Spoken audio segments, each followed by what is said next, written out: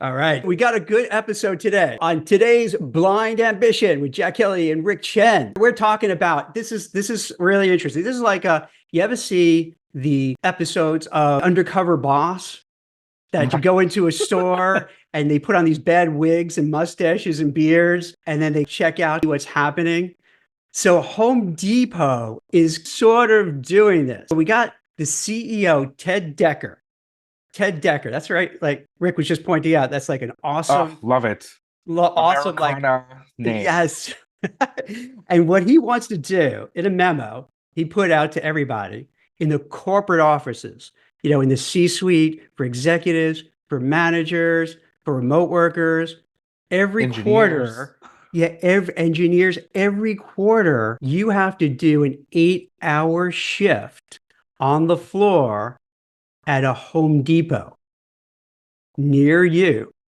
Is this a good idea? Is this a bad idea? What do you think? Is this helpful, not helpful? Is it just like for PR? Rick, what do you think about this whole, hey, you're going to be a software engineer, but F it, you got to go out there and you got to sell hardware. Like, what is this for real? Is this going to backfire? What I find interesting about this, Jack, is reading Yeah. your coverage. The company says that this isn't actually a new policy. They've had a similar program in the past where they've asked their corporate white collar employees to do some shadowing in their retail stores to be closer to the customer, to understand what they're quote unquote building, to understand what their obviously customers are building. So it makes sense.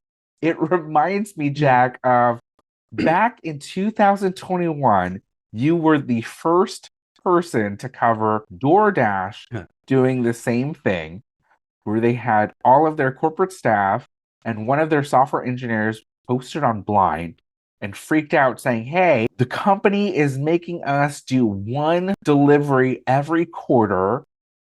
I never signed up for this." They were freaking out, didn't want to do this.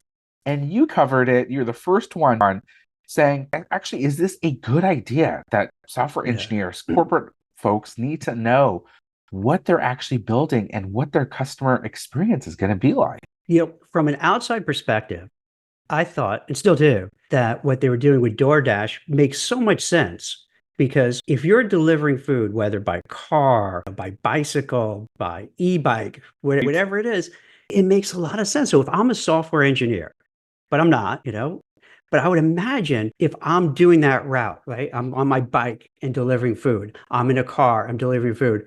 I'd imagine they would see a lot of things that they wouldn't notice from being back in the office or working remotely. And they may say, wait a minute, like I'm on my bike, it's snowing out, it's this, it's that. Wait, there got to be a better, maybe this is not the right way to do it. And maybe we could figure it out. So to me, it makes sense because what do you say? Like to know someone walk a mile in their shoes. So being in Right. their shoes, you can get a sense of like, hey, this is what's going on, and they could learn from it. But as you mentioned, Rick, dude, like the blowback, the entitlement of like, how dare you make me go out there on a bicycle or in a car and deliver Right. food? I'll be mortified. In one way, I can't blame him because you go to a friend's house or a family member and like, Jack, you're delivering DoorDash. All right, I'll give you a big tip. I don't know you were going through hard times. So yes, I could understand a little bit that it could be freaky. But if you think about it, you probably could learn a lot, right? I imagine it could be helpful because I've certainly worked Mm. at startups where, everyone's in San Francisco and we all think a certain way, or we're just not used to how the other half of America lives, or even how another part of the world might even think. I'll give you a funny example. I worked at Credit Karma, which is personal finance consumer credit company, and had users all over the country, but it was especially popular in the Midwest and the Deep South because those are folks where their dollar means a bit more. They have to work a little harder. And I would sit in meetings, and some of the product managers and some of the engineers, they legitimately didn't understand why someone would have a credit card and pay interest, not Mm. pay off the balance in full every month. I was the person in the meeting that said, well, because they can't afford it. Hello. Like they would want to pay it off if they could, but they can't afford it. And a credit card product That's how it works, right? It's literally a loan of money and it comes with this extremely high interest rate, but you should assume that everyone is a rational actor and that if they could avoid paying interest, they would. No one's just, lining up to give JP Morgan Mm. Chase some more interest and pay them more than they need to. So I wonder if Home Depot is the same thing, where maybe you have folks in these corporate offices that don't go shopping to redo their house themselves. And so getting them out into the actual retail stores so they can experience what blue collar work is like or what someone needs to do when they go into one of those warehouses and tries to figure out, like, hey, I need to fix something in my toilet and I just don't know where to start. Now they're getting that firsthand experience. But Jack, if I had that job and I worked at Home Depot for my 8-hour shift and someone came to me and said, "Excuse me, sir, my toilet broke down. Can you help me find the parts?" I would just give them the dumbest look ever. I wouldn't know, like, "Oh, I would ask, what's wrong with your toilet? Like, explain it to me as if I knew something, but I don't know what the hell they're how the hell I'm gonna help I'm in the this same person? boat. All right. Can I tell you a little story? Yes, So, always. all right. When I grew up, we were in a, lower socioeconomic class. So like if work had to be done in the house, my dad would It be was the one to you. do it. No, not me. Wait, I'll Okay. get to that. He would do it, but he kind of sucked at doing it. And he would Oh bring me no. and my brother into doing whatever it would be, right? And two young kids, two young guys, what do you do? Like, we don't want to build anything or play with the furnace or like you would have the toilet that would overflow. Of course. We literally crap coming out of there and we have to put our galoshes on and whatever. So we wouldn't want to do that stuff. So we would horse around. Yeah, like two young kids, you horse around and you start arguing and fighting and whatever. And then my dad would get super mad and he'd get really Of angry. And course. finally he'd be like, you know what? Just get out of here. Do it. I'll do it myself. This would Right. happen like over and over until finally he'd even ask us anymore. So I'm Okay. inept. So I cut my own nose off to spite my face because I'm inept at doing like carpentry and other things that I could have actually learned. Maybe not a good job, but for goofing around and not being, doing it. So now, similar like you're talking about, Rick, if I was on the floor of Home Depot, I would not know what to say or do. I would have no clue. I would not even know how to put on that orange apron. Like, how do I tie it? Do I tie around the back? Do it front? You know, I would be so out of my element. So I don't know if these executives at Home Depot are in the same boat as me that like went through similar things. Like, I don't want to do this stuff. Let someone else do it. Especially people who came from maybe a middle or upper middle class that they didn't have to do it. They would go out and get plumbers, whatever. They had to do it themselves. So they may not know either. So now you get somebody who's, let's say, a software engineer to be on the floor of Home Depot. What the hell are they supposed to do? There's something missing here, right? It doesn't add up. Is this just Yeah. a PR stunt to get attention? Because they're not going to know what to do. Think about it. You ever go to Home Depot and they're all like, "Yeah, what do you want? What kind of dish?" Right. They're not very congenial kind of people. They're like, I mean, they are kind of nice. They're helpful, but still, like, you don't know what the hell to ask or what to do. It's just kind of almost a waste of everyone's time. Absolutely. And on that point, just looking at the pragmatic Hmm. aspect of this program, Yeah. does it make sense if you're a corporate worker and you have to do your 8-hour shift once a quarter? So that's basically, 1 or 2 days, let's Hmm. say, of work every quarter. Does it make sense to get trained like a frontline employee? Like, are you realistically going to do a day or 2 days of training just to work your 1 or 2 days every single quarter? I'm not sure if that they're going to actually Yeah. invest that effort. So, what does this end up being?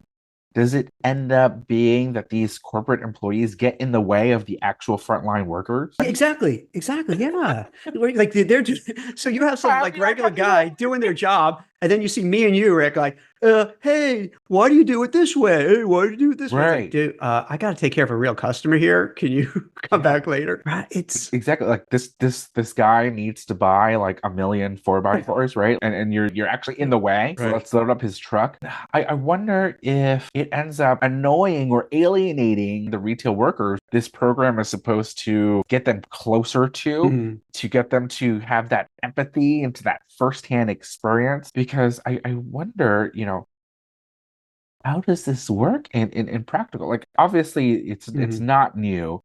Companies, startups, no matter the industry, no matter the age, many of them have this kind of voice of the customer or customer experience role that they have you kind of cycle into or shadow, right? So I don't question that it doesn't work or it's not practical because obviously it does work. And people do it all the time. But in a industry or in a company like Home Mhm. Depot, their customers are trying to get in and out. They largely know what they want, or alternatively, they have no clue, right? It's like the Mhm. professionals or people like me where something breaks down. And so I wonder, what does that experience look like, right? If you are a customer and you go in and you're looking for help with your lawn, and that person you go in and ask ends up being Rick, the PR guy that has no clue, does that make you feel happy? Because if I were that person and I had to deal with me, I'd be like, oh, fuck this guy. Right? It's like I'm gonna go to Lowe's. Yeah, well, see, I'm glad you brought up Lowe's because my understanding with Lowe's, they're kind of Home Depot light. You know what I mean? They're more like, Oh, of course. enhancing your home, but you're not getting the big contractors who are coming in there and need these like big panels of wood to do whatever, like all these plumbing supplies. So it's very different on those two fronts. The only things I could think of is perhaps, let's say, you're an office worker and you're concerned about like supply chain and you walk around to say, hey, why Uh, is it like we don't see these faucets and like, they're in demand, or why don't we have enough plywood here, or we don't have enough, tubing or wiring? That could possibly be of some interest because then you're really putting two together. You're a supply chain person at Home Depot, and now you're looking at some of the stores. And you're like, wait a minute, this we're losing money because we don't have enough people. It's hurricane season, so everyone needs like I'm making this up, plyboards to sure, put over the windows, sandbags. whatever. Yeah, sandbags, but we don't have any in the location. Well, that's crazy. We got to change it. So I can see somebody from, if it's really focused, to see like, okay, Right. I'm a supply chain person. I'm looking at this and I could see what if things are going on in hurricane season. Maybe we could learn from it and make sure that we have the full supplies. Maybe that's one of the things that they're thinking of, to have those kind of stuff. You know what? Yeah. I think you're exactly right, and I'm probably being a little bit of a jackass and Mhm. just kind of picking on this one point because it's funny. Yeah, it's funny. But Yes. I think It's you're exactly entertaining. right, right? Like customers are especially irate Yeah. these days, right? I go into these stores. Sometimes Mhm. I'm not acting my best. So maybe that's my reference point there, where I wouldn't want to be on the other side of just getting nowhere. Or certainly if I'm the employee myself, I would find it so challenging to deal with, customers that are upset and yelling at me and they're desperate need. But I think you're Yeah. exactly right, where maybe it's not just all frontline retail. Customer facing roles can really mean these folks in the back office that are working on the logistics, working on the supply, that are making sure that all of these stores are working at their tip top condition. And that is probably the bulk of it, I imagine, Jack. I think Yeah. you're exactly right. Also too, it seems to me, from my experiences with Home Depot, the people working there tend to be a little older and they seem Right. to know a lot about what they specialize in. So like it's not as Yes. if this person is in the plumbing area and then they're in the refrigeration area and they really focus on it. So they do know their stuff and they're really super helpful. Like I know when I went in to get a refrigerator, oh my God, I had a lesson in refrigerators and they're Oh, wow. patient and they walk you through everything. Way like I started out talking about Undercover Boss, maybe in a subtle way, by having people out there, you could take a gauge of how these workers are. Like I see in my area in New Jersey, I don't know in other places, they're really polite, really nice. They really try to help, super helpful, very helpful. Like they love helping. Seriously, they love helping.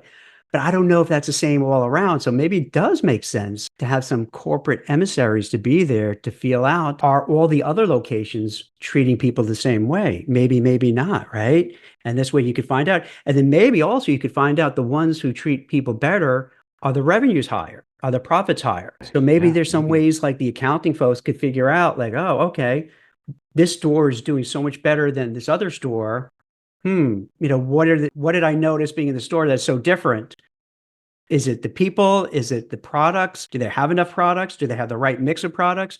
So I can see all those things coming together if people take it seriously. You know what I mean? If the actual people from the offices, because you could see a lot of people from the offices doing it begrudgingly and maybe not learn a lot. But if you really want to do it, they can probably walk away learning a whole lot of stuff. Right, Jack. Have you heard of this concept called secret shopping?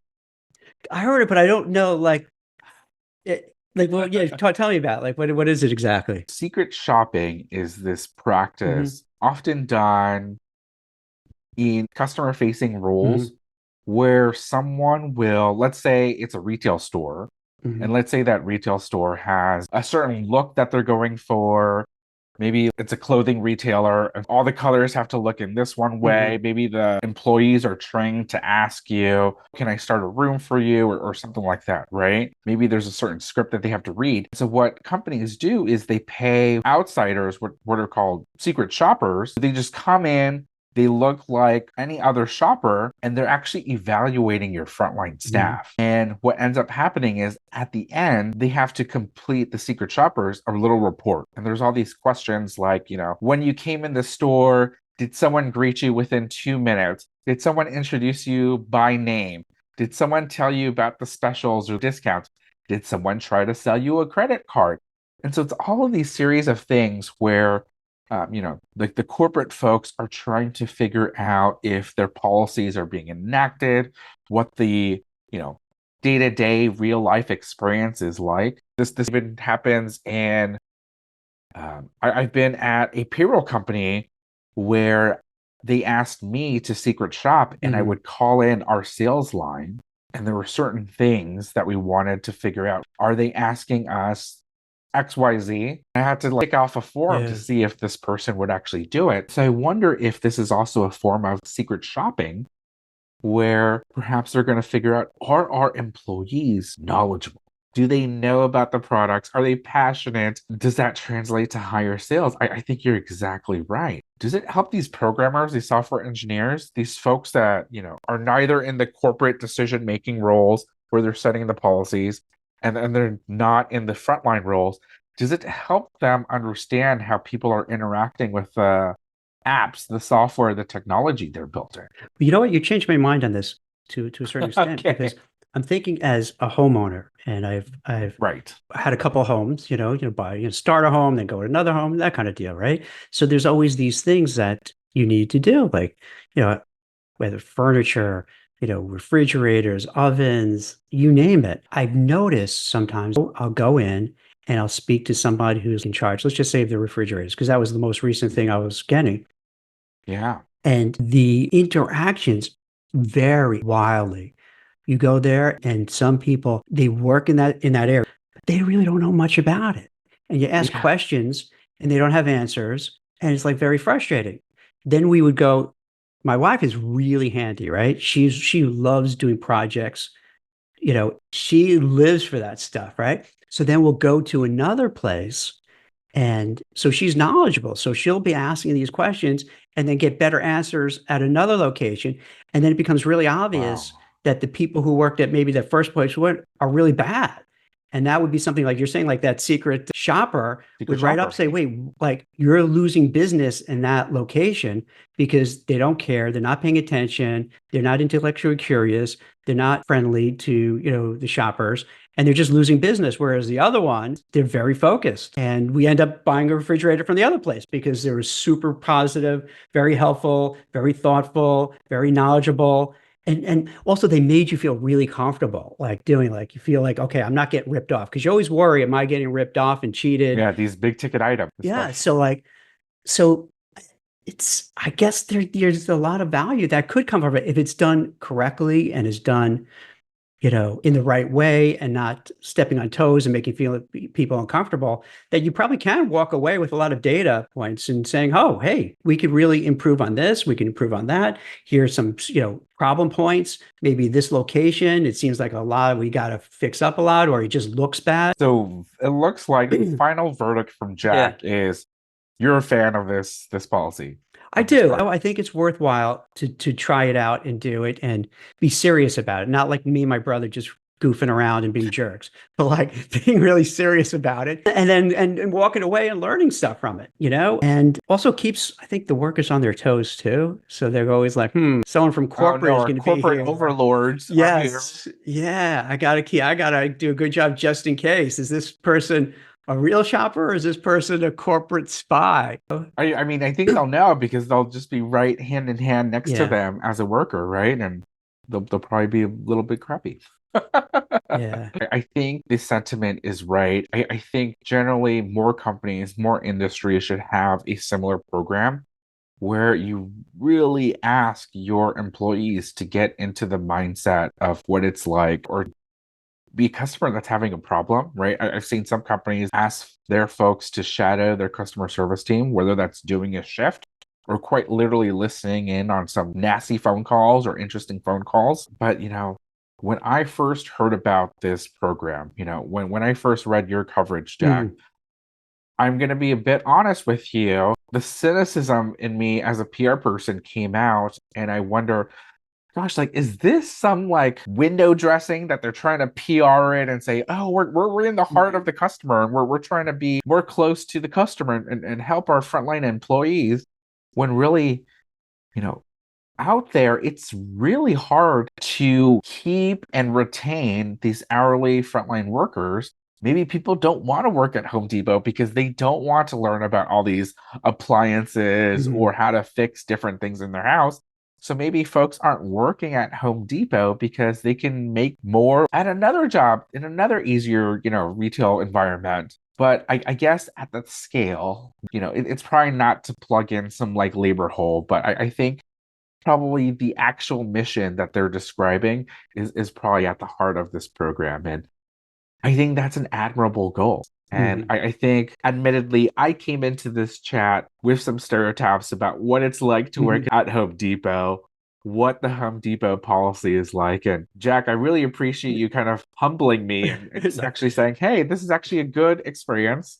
And you, the corporate privileged worker, can have some benefit too. absolutely. And I'll leave you one thought. Like, I think the world would be a better place if they do more of these undercover bosses. I don't know if you've ever seen that show. It You always should break. those episodes always made me laugh, especially when they went to like a fast food restaurant. A lot of Mhm. these fast food restaurants, they have policies where from Yeah. someone's ordering to them getting their food, it has to be done in 3 minutes.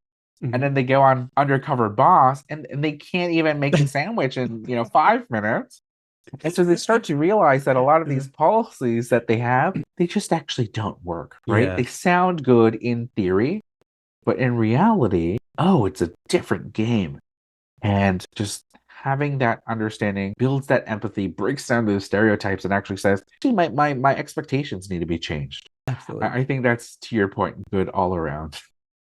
Excellent. All right. So I love how we can go these conversations and start in one way and then just come out with another way and say, but Well, that's we're cool. That's a learning good thing to do, together. right? It's like, you know, Exactly. excellent. Thanks. This is cool. Just to get a sense of what, everybody else is doing and make sure you can help one another in terms of their careers. Absolutely. Thanks, Excellent. Jack. Take care. That's it for The Blind Ambition. If you enjoyed the show, please leave us a 5-star rating and a review. And don't forget to subscribe wherever you get your podcasts. Thanks for listening.